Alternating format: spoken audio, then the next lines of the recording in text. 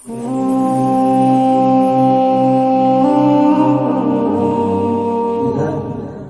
بالتكبير وإن شاء الله نسلم عليه ونبارك له دخوله للإسلام، ونقول إن شاء الله أن المؤمنين كما قال الله عز وجل محمد رسول الله والذين معه أشداء على الكفار رحماء بينهم، نقول السماحة للإسلام والرحمة للإسلام بإذن الله عز وجل.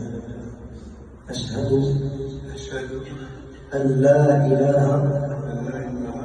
إلا الله وأشهد أن محمدا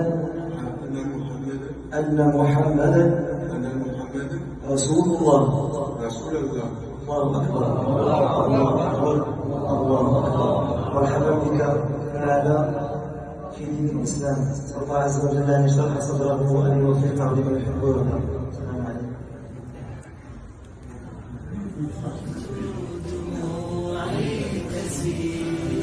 وقلبي ببابك باك دليل، فذنبي كبير وزادي قليل، فمنا علي بعفو جميل. أتيت أجر خطايا السنين، أتيت إلى أرحم الراحمين، وكل اعتقاد